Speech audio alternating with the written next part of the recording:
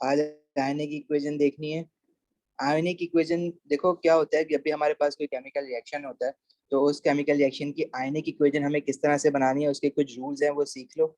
और बाकी जो है, लेट्स से यहाँ से स्टार्ट करते हैं। ये हमारे पास पहला रिएक्शन है जिसमें मेटल रिएक्ट कर रहा है एसिड के साथ।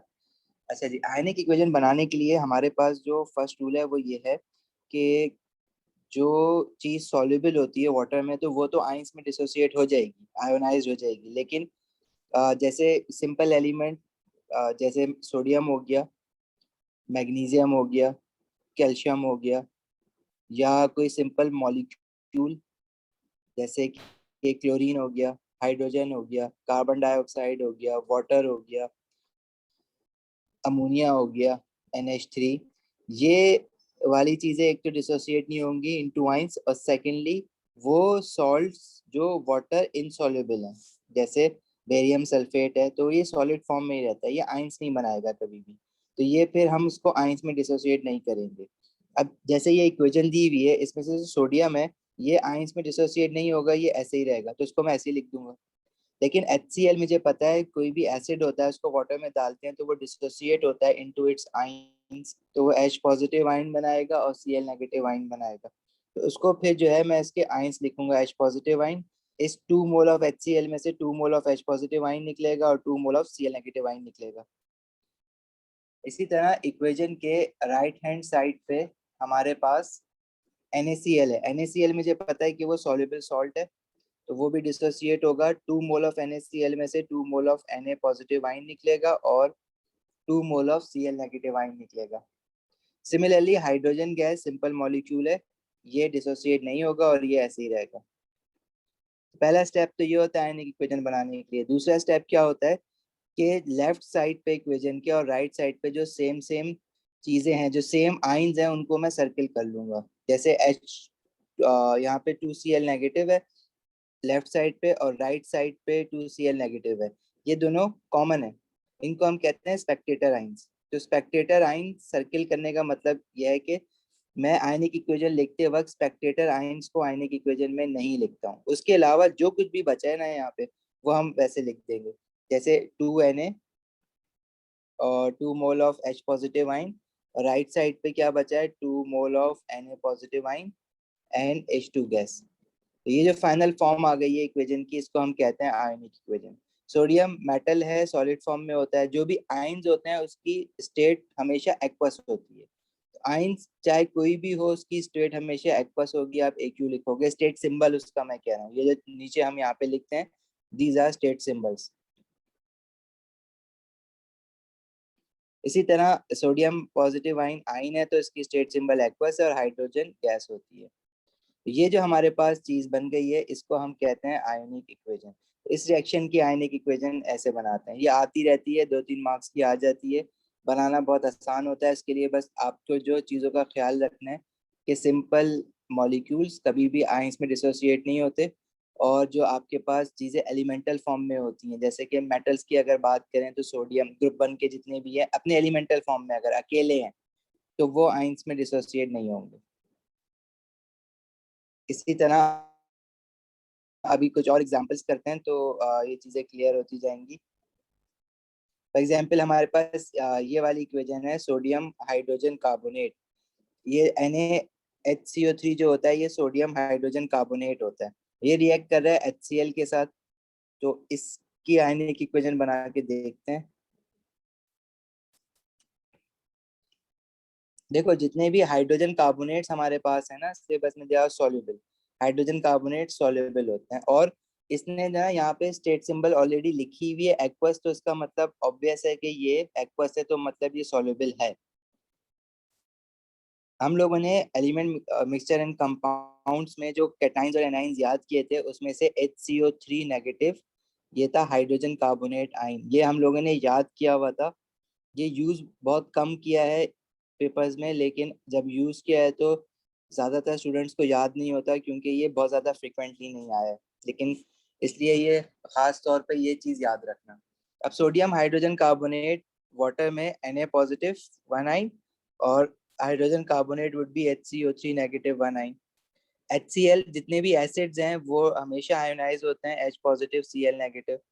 राइट हैंड साइड पे we have sodium chloride which is a soluble salt, तो वो Na पॉजिटिव Cl नेगेटिव हो जाएगा।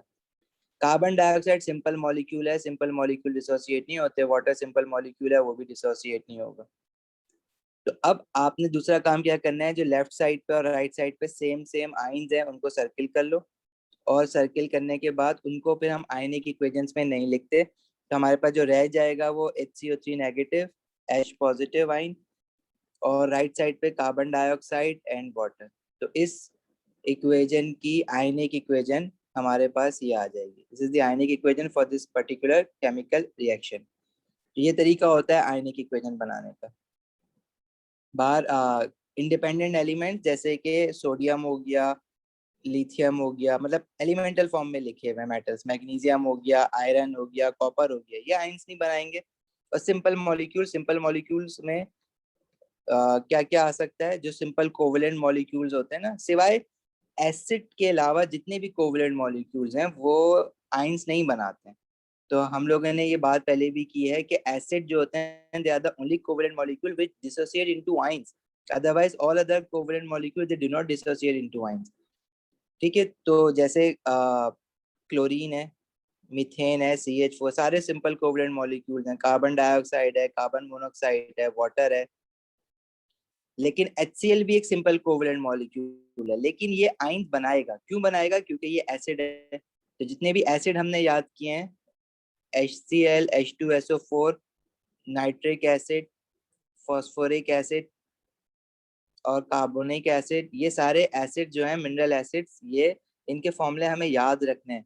तो ये सारे के सारे हैं, तो ये सिंपल कोवेलेंट, लेकिन ये आयंस बनाते हैं, एसिड्स बनाते हैं। लेकिन जो इंडिपेंडेंट एलिमेंट है वो नहीं बनाएगा, बाकी जितने भी कोवेलेंट मॉलिक्यूल्स हैं वो नहीं बनाएंगे। इसके अलावा और कौन सी चीज जो आयंस नहीं बनाती? Insoluble ionic compounds. और इनसॉल्युबल आयनिक कंपाउंड का आपको कैसे पता चलेगा? जो आपको टेबल दिया गया है सॉल्युबिलिटी का, कि all chlorides are soluble except for lead chloride, lead 2 chloride and silver chloride.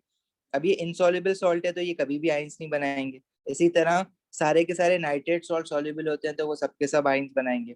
Sulphate soluble होते हैं, लेकिन बेरियम सल्फेट, कैल्शियम सल्फेट और लेड 2 सल्फेट ये इनसॉल्युबल होते हैं, इसलिए ये भी आयंस नहीं बनाएंगे।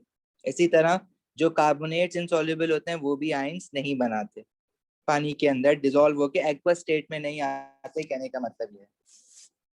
अफसा ये एसिड एंड बेसिस ही चल रहा है अभी।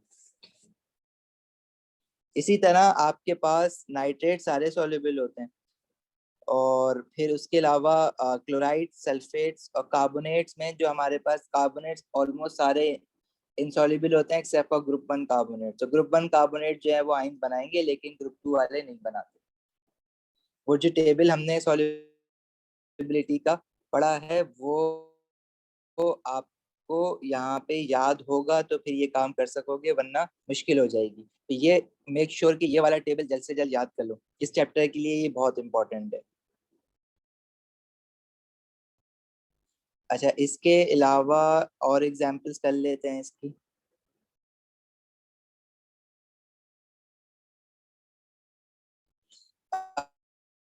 अब ये वाला जो है आयरन 2 ऑक्साइड सल्फ्यूरिक एसिड के साथ रिएक्ट कर रहा है, आयरन सल्फेट और वाटर बना रहा है। अब इसमें आयरन ऑक्साइड जो है वो उसने एक तो लिखा हुआ है सॉलिड, अगर वो स्टेट सिंबल्स ना लिखे ना, आपको ना दे स्टेट सिंबल, तो आपको खुद आइडेंटिफाई करना पड़ेगा कि क्या ये चीज सॉल्युबल है या नहीं है। सॉल्युबल है तो आयंस बनाएगी, वरना नहीं बनाएगी। फॉर एग्जांपल मैं स्टेट सिंबल यहाँ पे हाइड कर दूं, तो you should be able to know by knowledge के कौन सी चीज सॉल्युबल है, आयंस बनाएगी, कौन सी नहीं बनाएगी। तो ये मैं हटा देता हूँ फॉर एग्जांपल स्टेट सिंबल्स। तो आयरन जितनी भी देखो मेटल ऑक्साइड है हमारे पास, वो सारी की सारी इनसॉल्युबल होती है except for group 1 metal oxides. Group 1 में जैसे सोडियम आ गया, लिथियम आ गया, पोटेशियम आ गया। उसके अलावा जितनी भी हमारे पास ग्रुप 1 मेटल ऑक्साइड्स होती हैं वो इनसॉल्युबल होती हैं, सॉलिड रहती हैं। ट्रांजिशन मेटल्स की मेटल ऑक्साइड भी इनसॉल्युबल रहेगी, तो ये सॉलिड फॉर्म में ही रहेगा। ये स्टेट सिंबल हमें खुद डिसाइड करना होता है यूजुअली। सल्फ्यूरिक एसिड मुझे पता है एसिड है, एसिड जो है वो वाटर में डिसॉल्व होकर आयंस बनाता है, तो उसको मैं एक्वस लिखूंगा। आयरन सल्फेट, अब आयरन सल्फेट एक सॉल्युबल सॉल्ट है, क्योंकि मैंने अभी टेबल में देखा कि all sulphates are soluble except for calcium sulphate, barium sulphate and lead 2 sulphate. तो iron sulphate is a soluble salt, क्योंकि वो ना तो कैल्शियम सल्फेट, बेरियम सल्फेट और लेड 2 सल्फेट तीन इनसॉल्युबल है, बाकी सारे के सारे सॉल्युबल है। वाटर सिंपल मॉलिक्यूल है, तो वो नहीं बनाएगा। अभी ये लिक्विड स्टेट में बन रहा है या गैसियस स्टेट में बन रहा है, जिसमें भी बन रहा होगा, लेकिन ये आयंस नहीं बनाएगा। तो इस इक्वेशन की अगर हम आयनिक इक्वेशन देखें तो ये किस तरह से होगी, ये देख लेते हैं।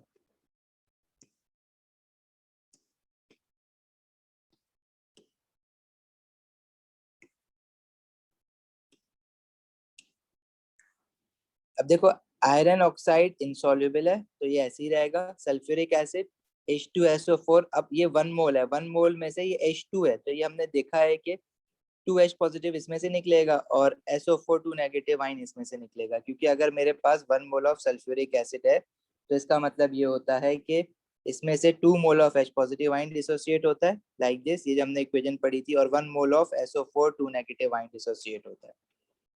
इसी तरह आयरन सल्फेट सॉल्युबल सॉल्ट है, तो ये Fe2 पॉजिटिव और SO4 2 नेगेटिव। अब आयरन 2 सल्फेट है, मुझे कैसे पता चल रहा है, जबकि जब मैं फॉर्मूला देख रहा हूँ तो मुझे पता है कि सल्फेट तो 2 नेगेटिव होता है, लेकिन आयरन 2 पॉजिटिव भी होता है, 3 पॉजिटिव भी होता है। यहाँ पे फाइनल फॉर्मूला FeSO4 है, तो इसका क्या मतलब है, Fe2 पॉजिटिव था, इसलिए दोनों 1 1 कैंसिल 2 से डिवाइड होके 1 बन गए थे, इसलिए FeSO4 है। तो this is Fe2 positive, SO4 2 negative. Water simple molecule है, तो ये H2O हो जाएगा। सेकंड काम वही कि जो सेम चीजें हैं वो सर्किल कर लो, ताकि वो लिखने की जरूरत नहीं है आयनिक इक्वेशन में। जो बाकी जो रह गया है, FeO 2H positive, Fe2 positive and H2O। अच्छा जी, अब अगर स्टेट सिंबल लिखने की बारी आएगी इनकी, तो जो आइंस है उसका स्टेट सिंबल आपने एक्वस लिख देना है आंखें बंद सर करके। एक सेकंड रुकिएगा सर। जी अनस। सर वो मैं वो पूछ रहा था, H2SO4 जो आपने ब्रेक करा वो कैसे करा, वो समझ में नहीं आया मुझे। देखो HCl ब्रेक, ये आयनाइज हुआ है। HCl को तुमने आयनाइज करा है, HCl H पॉजिटिव आइन और Cl नेगेटिव आइन होता है, ये बात सही है। यस। अच्छा, जब H2SO4 को करोगे तो इसमें से देखो यहाँ पे हाइड्रोजन के साथ 2 है, तो दिस शोस के हाइड्रोजन जो है वो तुम्हारे पास 2 मोल ऑफ H पॉजिटिव आइन बनेगा और 1 mole of SO4 2 negative ion बनेगा। तो ये 2 जो है ना, ये चीज ये शो कर रहा है कि इसके 1 मोल में से 2 मोल ऑफ H पॉजिटिव आइन निकलेंगे। ठीक है, ओके। अच्छा, इसके अलावा और देखो, इस हैंडआउट में मैंने आयनिक इक्वेशन दी भी है, तो उसकी थोड़ी प्रैक्टिस भी कर लेना। जैसे कैल्शियम कार्बोनेट रिएक्ट कर रहा है HCl के साथ, तो कैल्शियम कार्बोनेट हमें पता है कि ऑल कार्बोनेट्स आर इनसॉल्युबल, ठीक है। तो इसमें ग्रुप 1 कार्बोनेट जैसे sodium carbonate, ammonium carbonate, potassium carbonate वो सॉल्युबल होते हैं, बाकी सबके सब कार्बोनेट्स इनसॉल्युबल होते हैं। तो पोटेशियम कार्बोनेट भी जो होगा वो इनसॉल्युबल होगा, तो वो सॉलिड फॉर्म में ही रहेगा, वो आयन नहीं बनाएगा।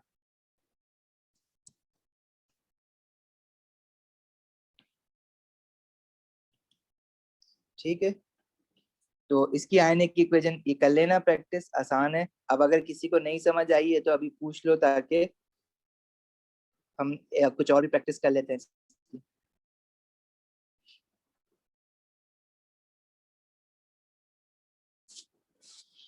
अच्छा, एक आयनिक इक्वेशन हमारे पास बहुत फेमस आयनिक इक्वेशन है। जब भी एसिड और एल्कली का रिएक्शन होता है तो हमारे पास बनता है सॉल्ट एंड वाटर।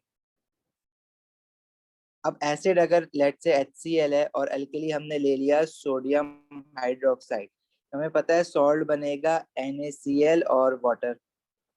अब एसिड है तो वो एक्वस ही होगा, अल्कली जो होता है वो भी हमेशा एक्वस होता है, ठीक है, वो भी डिसोसिएट करता है। NaCl जो है वो हमारे पास सॉल्ट है, सॉल्युबल सॉल्ट है, तो वो एक्वस होगा। वाटर सिंपल मॉलिक्यूल है, तो वो लिक्विड फॉर्म में। अब इसमें H पॉजिटिव आइन, इस पहले इक्वेशन को बैलेंस जरूर करना, ये ऑलरेडी बैलेंस थी इसलिए मैंने कुछ करा नहीं इसमें। तो ये डिसोसिएट होंगे HCl H positive ion, Cl negative ion और sodium hydroxide Na positive and OH negative. इसी तरह NaCl Na positive, Cl negative और वाटर जो है वो ऐसे ही रहेगा। अब इसमें अगर देखो सेम चीज है, sodium Na positive ion left पे भी है राइट पे भी है, Cl नेगेटिव लेफ्ट पे भी है राइट पे भी है, तो रह क्या जाता है सिर्फ H positive ion and OH negative ion on the left hand side, और राइट हैंड साइड पे वाटर रह जाता है। H positive ion OH negative ion की state symbol aqueous, water liquid. तो ये जो इक्वेशन है हमारे पास, ये आयनिक इक्वेशन होती है of a reaction between acid and alkali, और ये जनरली किस नाम से हम इसको बुलाते हैं, न्यूट्रलाइजेशन इक्वेशन, क्योंकि जब भी एसिड और एल्कली रिएक्ट करता है तो वो एक दूसरे को न्यूट्रलाइज करा देते हैं, इसलिए न्यूट्रलाइजेशन की जो आयनिक इक्वेशन है ये आपको याद भी होनी चाहिए, अक्सर जो है ये पास पेपर्स में आती रही है। न्यूट्रलाइजेशन की इक्वेशन लिख दो आयनिक, तो फिर आपको बनाने की जरूरत नहीं होती, चाहे कोई भी एसिड और अल्कली हो ना, न्यूट्रलाइजेशन इक्वेशन उसकी हमेशा सेम बनेगी। जैसे फॉर एग्जांपल मैं एसिड ले लूं H2SO4, और अल्कली ले लूं पोटेशियम हाइड्रोक्साइड, इसका जो सॉल्ट बनेगा वो बनेगा पोटेशियम सल्फेट और वाटर, सॉल्ट एंड वाटर। अब इसको बैलेंस करने के लिए यहाँ पे पोटेशियम हाइड्रोक्साइड के साथ 2 लगाना पड़ेगा और वाटर के साथ भी 2 लगाना पड़ेगा। अब इसको आगे आयनिक इक्वेशन बनाने के लिए, एसिड तो हमेशा एक्वस होता है, पोटेशियम हाइड्रोक्साइड एल्कली एक्वस है, पोटेशियम सल्फेट सॉल्ट भी एक्वस है, क्योंकि all sulphates are soluble except for barium sulphate, calcium sulphate and lead sulphate. तो barium sulphate, calcium sulphate and lead 2 sulphate के अलावा जितने भी सल्फेट्स हैं वो सॉल्युबल होते हैं, तो पोटेशियम सल्फेट भी सॉल्युबल होगा। अब जब आयन्स बनाओगे तो H2SO4 का 2H पॉजिटिव आयन और SO4 2 negative ion, potassium hydroxide का K पॉजिटिव, लेकिन क्योंकि पूरे के पूरे पोटेशियम हाइड्रोक्साइड का 2 मोल है तो उसके साथ पोटेशियम के साथ भी 2 आएगा और OH नेगेटिव आयन के साथ भी 2 आएगा। इक्वेशन की दूसरी साइड पे पोटेशियम, अब देखो इस फॉर्मूले में 2 है तो यहाँ पे 2 आएगा पोटेशियम का, और सल्फेट के साथ जो है वो SO4 2 नेगेटिव आएगा, यहाँ 2 नहीं आएगा क्योंकि मोल्स तो 1 ही है ना इसके, और सल्फेट का जो कोफिशिएंट है वो भी 1 है। वाटर जो है वो सिंपल मॉलिक्यूल है, वो डिसोसिएट नहीं होगा, तो वो 2 मोल ऑफ वाटर ऐसे ही रह जाएगा। दूसरा काम आपने क्या करना है, जो इसमें सेम आइंस है उनको लेफ्ट और राइट पे आपने स्पेक्टेटर आइंस कहना है, और उसको लिखना नहीं है आयनिक इक्वेशन बनाते वक्त। तो ये क्या बन जाएगी इक्वेशन, 2H पॉजिटिव आयन रह गया लेफ्ट हैंड साइड पे, 2OH नेगेटिव आयन रह गया एंड 2 मोल ऑफ वाटर। अब इसमें देखो अगर इस पूरी इक्वेशन को 2 से डिवाइड करो तो ये बन जाएगी H positive, OH negative and H2O। Again देखो वही इक्वेशन बन गई जो ऊपर एसिड और एल्कली के साथ बनी थी। तो ionic equation for neutralisation reaction will always stay same no matter what the acid और एल्कली इज। सही है? कुछ पूछना है किसी को?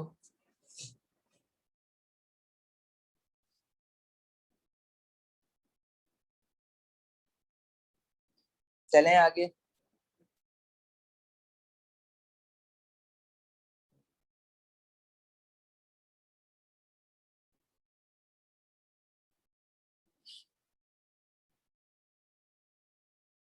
आगे अभी इसमें